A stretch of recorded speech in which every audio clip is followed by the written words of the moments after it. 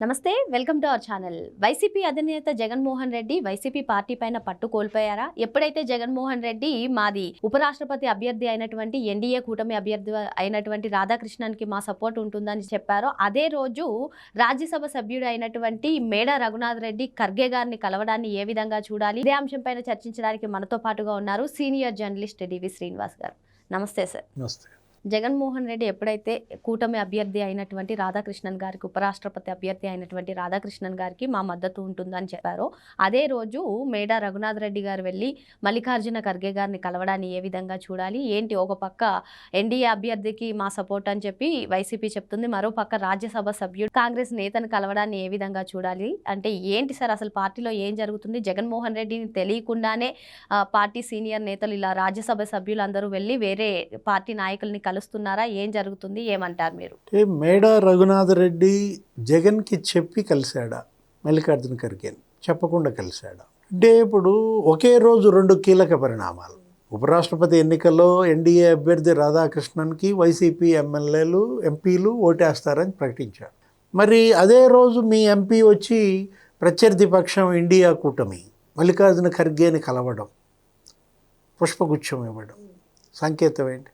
గతంలో బాలశౌరి, వల్లభనేని బాలశౌరి వైసీపీ లోక్సభ సభ్యుడిగా ఆ రోజు ఉన్నటువంటి ఎంపీ రేవంత్ రెడ్డి తెలంగాణ సీఎంగా ఎన్నికయ్యారు. ఆయన పార్టీ ఇస్తే ఆ పార్టీకి వెళ్ళాడు. డిన్నర్కి అటెండ్ అయినప్పుడు మరి ఆయన పైన జగన్మోహన్ రెడ్డి ఫైర్ అయ్యాడని, బీఫామ్ రేవంత్ రెడ్డి దగ్గర తీసుకోమన్నాడని మీడియాలో కథనాలు. అంటే బాలశౌరి తర్వాత జనసేన పార్టీలో చేరిపోయాడు. ఇప్పుడు మేడా రఘునాథ్ రెడ్డి మరి ఇప్పుడు బీఫామ్ జగన్ ఇస్తాడా లేకపోతే ఖర్గే ఇస్తాడా? ఒక్కడే వెళ్తున్నాడా, లేదు కట్టకట్టుకుని వెళ్తున్నారా? మళ్ళా ఇంకోసారి వైఎస్ఆర్ కాంగ్రెస్ పార్టీ రాజ్యసభ పక్షం నిట్ట నిలువుగా చీలిపోతుందా? మేడా రఘునాథ్ రెడ్డితో పాటు ఎవరెవరు అటు వెళ్ళే అవకాశం ఉంది? ఇప్పుడు గొల్ల బాబురావు వెళ్తాడా, లేకపోతే అయోధ్య రామిరెడ్డి వెళ్తాడా? పరిమళ నత్వాని ఎటు అసలు ఆయన ఇలా మనిషే కాదు. ఎందుకంటే గతంలో ఆయన వక్ఫ్ బిల్ అప్పుడు మనం చూసాం, అప్పుడు ఒక డ్రామా. జగన్మోహన్ రెడ్డి అదే ఏది లోక్సభలో ఒక డ్రామా ఆడుతున్నాడు, రాజ్యసభలో ఒక డ్రామా ఆడుతున్నాడు. ఆ రోజు వక్ఫ్ బిల్ విషయంలో ఏం చేశాడు? మేము వ్యతిరేకిస్తున్నాము అన్నాడు, ముస్లింలను నమ్మించాడు. లోక్సభలో మిథున్ రెడ్డో లేకపోతే అవినాష్ రెడ్డితోనో దానికి వ్యతిరేకంగా మాట్లాడిచ్చాడు. కానీ రాజ్యసభలో విప్పు అసలు జారీ చేయకుండా ఓటింగ్ అయిపోయిన తర్వాత విప్ ఇచ్చామని చెప్పటం, అక్కడ వైవి సుబ్బారెడ్డి ఒక డ్రామా, పరిమళ నత్వాని అసలు బీజేపీకే ఓటేశాడు. ఇప్పుడు ఎంతమంది ఇవాళ వైసీపీ రాజ్యసభ సభ్యులు గోడ దూకేస్తున్నారు. ఇప్పుడు ఆల్రెడీ లోక్సభ సభ్యుడు ఒక ఆయన జైల్లో ఉన్నాడు. ఎవరు? మిథున్ రెడ్డి. మరి ఓటేయటానికి బెయిల్పై వస్తాడా? లేకపోతే అసలు ఇంకొక లోక్సభ సభ్యుడు ఆయన కూడా మరి సెప్టెంబర్ 9 డెడ్ లైన్ అంటున్నారు. సుప్రీంకోర్టు తీర్పు ఆ వివేక హత్య కేసులో 9వ తారీఖు చెప్తామనో ఏదో అంది. అంటే కస్టోడియల్ విచారణ అవసరమా? సిబిఐ కేసుని మళ్ళా పునర్విచారణ చేస్తుందా? అఫిడవిట్ వేయమంది. 9వ తారీఖు సిబిఐ వేసిన అఫిడవిట్ని బట్టి అవినాష్ రెడ్డి భవిష్యత్. ఇంకెన్నోట్లు ఉన్నాయి ఈయనకి? అక్కడ 4, ఇక్కడ 7. మరి ఇంతమంది జంపింగ్ జిలానీలు ఇలా ఉంటే ఇంకా ఏంటి ఆయన పరిస్థితి? ఇప్పుడు పట్టుకోల్పోయాడా పార్టీపై జగన్మోహన్ రెడ్డి అంటే పులివెందుల జడ్పీటీసీ ఫలితమా? అంటే ఇప్పుడు జడ్పీటీసీ ఎన్నికల్లో డిపాజిట్లు పోయేసరికి వాళ్ళ జగన్ మాట ఎవరు సరుకు చేయటం లేదా? సార్, ఇక్కడ ఇదే అంశం చర్చనీయాంశంగా మారింది సార్. అసలు జగన్మోహన్ రెడ్డే సక్రమంగా లేరు, పార్టీ అధినేతే సక్రమంగా లేరు, పార్టీ వ్యవహారాలను చూడట్లేదు. ఏమన్నా అంటే బెంగళూరు ప్యాలెస్ వెళ్ళిపోతున్నారు. ఏదన్నా సంఘటనలు ఉంటే, లేదంటే వివాదాస్పదమైన సంఘటనలు ఉన్నప్పుడే ఆయన మళ్ళీ తాడేపల్లి వస్తున్నాడు. అందుకే ఈ విధంగా ఉంది. పార్టీలో ఎవరు కూడా జగన్మోహన్ రెడ్డి మాటలు వినట్లేదు అని కూడా కొన్ని కథనాలు వస్తున్నాయి సార్. దీనిపైన మీరేమంటారు? మొన్న జెండా ఎగరేయటానికి బయటికి రాలేదు, ఇంట్లో ఉన్నాడంట. ఇప్పుడు జెండా ఎగరేయటానికి బయటికి రాకుండా సజ్జల రామకృష్ణారెడ్డితో జెండా ఎగరేయించటం, ఆ రోజు చాలా విమర్శలు వచ్చాయి.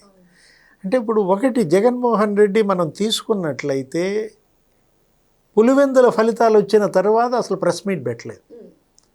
పెట్టకపోగా మరి ఆ జైలుకి వెళ్ళి పరామర్శిస్తానన్నాడు మిథున్ రెడ్డిని 25వ తారీఖు ఎప్పుడో.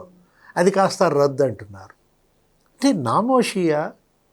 అబ్బే, నామోషి పడేవాడు జగన్మోహన్ రెడ్డి ఎలా అవుతాడు? ఆయన జైలుకి వెళ్ళి కూడా నవ్వుతా అప్పుడు అటు ఇటు ఊపుకుంటూ బయటకు వచ్చి దండాలు పెట్టుకుంటూ సంబరాలు చేసుకున్నాడికి నామోషి ఏముంటుంది? జైలుకి వెళ్ళటం కొత్త కాదు, జైలు యాత్ర చేయటం తప్పు కాదు. మనం చూసాం కాకాని గోవర్ధన్ రెడ్డిని మరి వెళ్ళి పరామర్శించాడు, పిన్నెల్లి రామకృష్ణారెడ్డిని పరామర్శించాడు, నెల్లూరు జైలుకే 2-3 సార్లు వెళ్ళాడు, లేకపోతే గుంటూరు జైలుకి వెళ్ళాడు, విజయవాడ జైల్లో వల్లభనేని వంశీని పరామర్శించాడు, అక్కడ నందిగామ సురేష్ని పరామర్శించాడు, ఇంతమందిని పరామర్శించాడు జైళ్ళకి వెళ్ళి. మిథున్ రెడ్డి ఎక్కువయ్యాడా?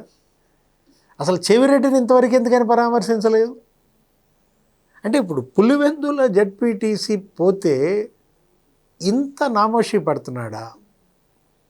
డిపాజిట్లు పోయాయనా ఈ బాధ, లేకపోతే 2 జడ్పీటీసీలు పోయినాయనా? అసలు భవిష్యత్తులో ఇక పులివెందుల్లో తను గెలవలేనన్న భయం వచ్చేసిందా? షర్మిల ఏమని తిట్టింది? అసలు ఇది బీజేపీ బీ టీం అంది.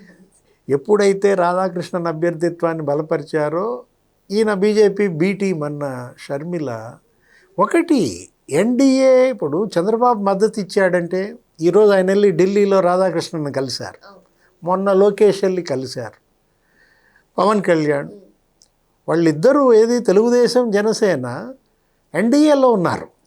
వాళ్ళది బహిరంగ పొత్తు. వాళ్ళ పొత్తుని ప్రజలు ఆదరించారు, ఆమోదించారు, గెలిపించారు. ఇక్కడ 4.0 చంద్రబాబు వచ్చింది, అక్కడ మోడీ 3.0 వచ్చింది.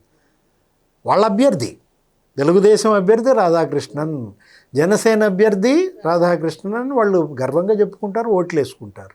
నువ్వు ఇప్పుడు అది షర్మిల అంటోంది అదే, ఏది వాళ్ళది బహిరంగ పొత్తు, నీది రహస్య పొత్త, చీకటి పొత్త, దొంగ పొత్త. ఇక్కడ అబాస్ పాలవుతున్నాడు, ఇక్కడ చులకనవుతున్నాడు. అంటే ఆయన ప్రతి అడుగు తప్పుటడుగులే. ఇప్పుడు ముందుకెళ్తే నుయ్యిలో పడతాడు, వెనక్కెళ్తే గొయ్యిలో పడతాడు. ఇప్పుడు అసలు పిడుగు పడింది పైన. చూసావా సిట్యుయేషన్ ఎట్టుందో? అటు నుయ్యి ఇటు గొయ్యి, ఏం చేద్దామా అని నుంచుంటే నీకు అసలు ఉరుములేని పిడుగు. ఏది ఆ పులివెందుల ఒంటిమిట్ట జడ్పీటీసీ ఫలితాలు. ఏదైనా జగన్మోహన్ రెడ్డి మాత్రం ఆయన అసలు భవిష్యత్తు ఇక అగమ్య గోచరం. జగన్మోహన్ రెడ్డి పరిస్థితి, అదేవిధంగా వైసీపీ పరిస్థితి అటు నుయ్యి ఇటు గొయ్యి మాదిరిగా ఉందని చెప్పి సార్ చెప్తున్నారు. మరో అంశంతో మళ్ళీ కలుద్దాం. Thank you sir.